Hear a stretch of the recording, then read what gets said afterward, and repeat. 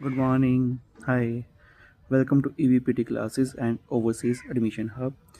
आज मैं आपके लिए कुछ पीटी के रिगार्डिंग स्कोर क्राइटेरिया आपको प्रेजेंट करने जा रहा हूँ, जिसके लिए आपको बहुत ही अब ध्यान से राइट फ्रॉम डिक्टेशन, ऐसे and summarize written text as well as summarize spoken text कैसे करना होगा वो बताऊंगा।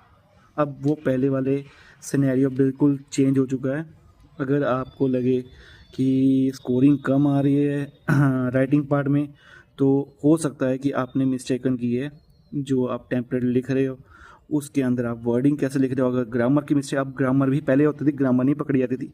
अब रिसेंटली इन्होंने ग्रामर का भी सॉफ्टवेयर बीच में डाल दिया है, तो होप्स ऑफुली कि ये चीज़ें आपके लिए बहुत बेटर रहने वाली हैं।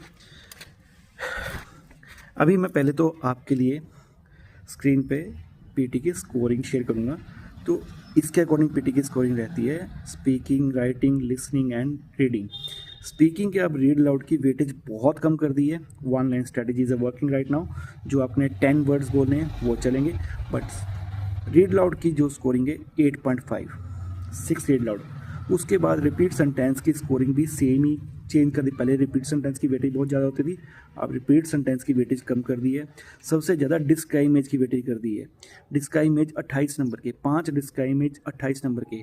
उसके बाद रीटेल लेक्चर, रीटेल लेक्चर के आपके लिसनिंग में मार्क्स भी जाएंगे और स्पीकिंग में मार्क्स भी जाएंगे। Group discussion is very important, 18 number listening में जाएंगे, तो ये बहुत इंपॉर्टेंट टास्क है। Respond to situation is very easy. Writing में जो मैं आपको बताने जा रहा था, राइटिंग में क्राइटेरिया क्या चेंज किया है कि ऐसे आपका टेम्पलेट जो अगर आपके किसी इंस्टीट्यूट ने दिया हुआ है, तो प्लीज़ ध्यान से ये, चाहे मेरा पोर्टल अपना है चाहे कोई भी पोर्टल है, उसमें आपको मार्किंग क्राइटेरिया बताएगा। बट जो ओल्ड टेम्पलेट है वो राइटिंग पार्ट में अब वर्कआउट नहीं कर रहा। पहले बोल रहा हूँ, ओल्ड टेम्पलेट राइटिंग पार्ट में वर्कआउट नहीं कर रहा, ठीक है। Second thing, summarize written text. पहले हम क्या करते थे, कोई लाइन्स उठा के उसके अंदर कनेक्टर वर्ड यूज़ कर देते थे, नंबर मिल गए, चलो जी। But now writing criteria is also change.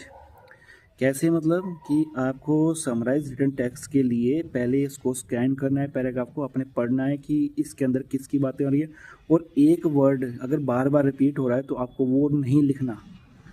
I am also telling you कि आपको वो वर्ड बार बार रिपीट करके नहीं लिखना। जैसे सपोज हिस्ट्री है, हिस्ट्री हिस्ट्री हिस्ट्री आ रही है, तो एक बार हिस्ट्री लिख दिया तो बार बार आप हिस्ट्री नहीं लिखोगे। और इसके अंदर भी ग्रामर की गलती अब निकलेगी। पहले होता था ना कि स्पेलिंग गलत हो गया, यार हमने कोई वर्ड गलत कर दिया, डबल स्पेस हो गया, वर्ड गलत कर, तो उसके मार्क्स कटते नहीं। अब एक्चुअल स्पेलिंग की गलती भी निकलेगी, ठीक है।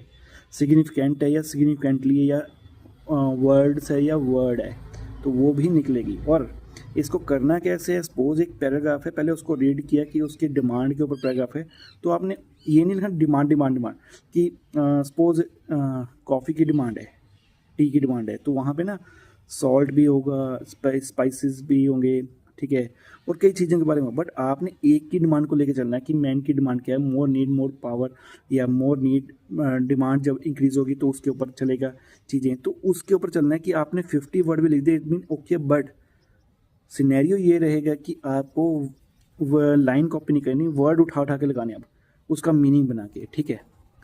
दूसरी बात रही ऐसे की, ऐसे जैसे आप राइटिंग समराइज रिटन टेक्स्ट का जो वेटेज है वो राइटिंग में जाएगी 25 एंड रीडिंग में 20। राइट फ्रॉम ऐसे सेम ही है, 27 26 नंबर का राइट फ्रॉम ऐसे। और ओल्ड टेम्पलेट वर्कआउट नहीं है, ध्यान से मैं बोल रहा हूँ, ओल्ड टेम्पलेट वर्कआउट नहीं है। समराइज स्पोकन टेक्स्ट भी सेम ही है। समराइज स्पोकन टेक्स्ट की राइटिंग में अच्छे मार्क्स हैं, यानी 16 मार्क्स राइटिंग में जाएंगे, और अपने लिसनिंग में 9 मार्क्स, 9 to 10 मार्क्स, ओके। अब आगे जो सबसे ज़्यादा डिक्टेशन के ऊपर बात होती थी कि डिक्टेशन की क्या वेटेज। अब डिक्टेशन की वेटेज बहुत लिसनिंग में कम कर दी। ओल्ड में जैसे पहले जाते थे 22 नंबर जाते थे और राइटिंग में 28। और जो अभी थोड़ा सा इन्होंने चेंज किया कि आपको एक्स्ट्रा वर्ड, जैसे पहले हम लिख देते थे ना बाद में एग्जाम, पहले कोई लिमिट का भी मैं कुछ नहीं कह पाऊँगा, बट पीटी कोर में हो चुका है कि आपके 15 वर्ड से ऊपर आप, यानी जैसे अगर आपका कोई लाइन आई है तो आपको 4 से 5 वर्ड ऊपर होंगे, पहले होता था ना लिखते जाओ, आई थिंक लिख सकते हो, बट प्रॉब्लम क्या आएगी कि वो वर्ड आपके कैप्चर नहीं होगा। Place of the word accurate होने, जैसे जैसे ऐसे बोला the word is not enough, हमने लिख दिया the not word is enough, तो ख़त्म है वो वर्ड ख़त्म है। एज़ कम्पेयर रिपीट सेंटेंस की तरह हो चुका है कि जैसे हम रिपीट सेंटेंस के वर्ड प्लेस एक्यूरेट बोलते हैं, तभी इसके भी वर्ड प्लेस एक्यूरेट होगी, तभी आपको मार्क्स मिलेंगे। और वेटेज क्या है, लिसनिंग में 11 नंबर है, 3 डिक्टेशन आनी है, और राइटिंग में 21 नंबर है। तो ये चेंजेस थी जो बताने लायक हैं कि आपको पता हो। और हाँ, जो रीडिंग के मार्क्स, पहले बच्चे डर रहे थे रीडिंग के मार्क्स से, इतना बड़ा वो नहीं चेंज नहीं हुआ, कि थोड़ा सा ऐसे हुआ कि बीच में ये 27 मार्क्स डिस्ट्रीब्यूट कर रहे थे। अब क्या होगा, अब आपके जाएंगे 34, यानी 6 मार्क्स और बढ़ा दिए कि बच्चों के लिए, कोई पहले होता था कि स्कोर नहीं आ रहे थे, तो यानी रीडिंग आपके लिए इतनी टफली नहीं किया। बट एक और चीज़ कि जो जनरल टास्क देंगे उनके लिए वही पुराना क्राइटेरिया है, 65 आपको लेने पड़ेंगे, E65। जैसे आप स्टडी वालों के लिए 76 कर दिया, बट जनरल क्राइटेरिया के लिए वही है 65 ईच, तो इट मीन आपकी वो प्रोफिशेंट है। बट जो स्टडी वीज़ा वाले के लिए आपके लिए रहेगी, वो रहेगी 76 इज़ स्पीकिंग पार्ट 7 बैंड के लिए, 69 is writing, listening and reading 59 and 60, ये 7 band. 6 band is very normal, 6 band 54 speaking, 51 writing, 47 listening and 48 reading.